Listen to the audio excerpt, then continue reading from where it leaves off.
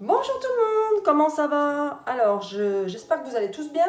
Je vous présente une vidéo d'une recette de pas à pas, donc d'un lave-en-main au savon de Marseille. Donc, pour ce faire, j'ai fait bouillir 400 ml d'eau. Dans ces 400 ml d'eau, donc vous faites bouillir soit de l'eau au micro-ondes ou dans une bouilloire. Moi, je fais souvent à la bouilloire. Ensuite, savon de Marseille de chez Marius Fabre, le végétal, ou à l'huile d'olive. Là, j'ai préféré prendre à l'huile d'olive pour un lavant-main. J'aime bien parce que il est super hydratant, il est enrichi en vitamine E, il a beaucoup de propriétés. Je trouve pour que les mains, c'est pareil. On peut l'utiliser aussi le savon végétal, il n'y a pas de souci, le blanc, hein, à l'huile de tournesol. Mais moi, je prends celui-ci. Des fois, j'interchange, ça dépend. Bon, là, je vous réalise la recette avec ce savon. Donc, pour ce faire, je verse 80 g de copeaux de savon. Donc, moi, je les reçois en cubes et donc je les râpe. Voilà. Hop. Je vais plus avoir besoin de ma balance. Je vais ranger ma balance. Et là, je vais mélanger le savon en copeaux dans l'eau chaude. Donc voilà. Alors, je sens déjà l'odeur de ce savon qui est parfait, hein. Il a toutes les vertus. Il ne faut pas oublier que le savon de Marseille, je vous parle du bon savon, hein, pas du savon que l'on voit dans tous les magasins avec tous les additifs dedans, glycérine, toutes sortes de produits ajoutés. Malheureusement, ça existe. Le label savon de Marseille, malheureusement, hein, il n'est pas protégé. Donc, il y a un petit peu de tout. Donc, moi, je m'approvisionne à la savonnerie de chez Marius Fabre. C'est un très très bon savon de maître savonnier.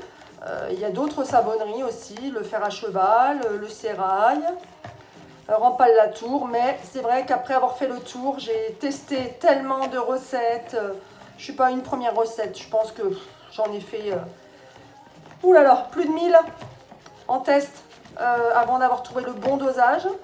Et surtout avant d'avoir testé plusieurs différents produits.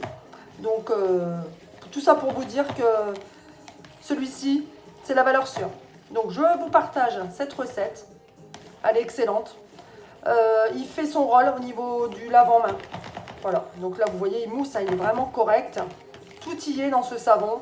De toute façon, rien que le savon en lui-même, il est antiseptique, antibactérien, antifongique. Rien de base, hein, le savon de Marseille, hein, le bon savon, hein, je vous parle. Hein.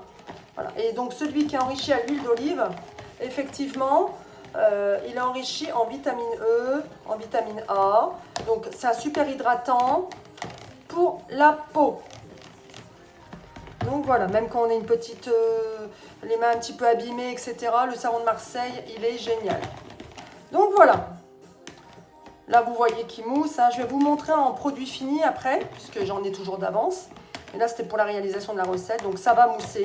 Ça va rester comme ça. Et après, il n'y aura plus ça. Ça va partir. Ensuite, on ajoute 2 cuillères à café d'huile végétale de son choix. Je dis bien de son choix parce que toutes les peaux sont différentes. Moi, je rajoute celle-ci. Donc, l'huile végétale de pépins de raisin, elle est réparatrice et protectrice. Je trouve qu'elle fait son rôle. Voilà, moi je veux quelque chose d'un peu hydratant en complément. Donc j'ajoute celle-ci.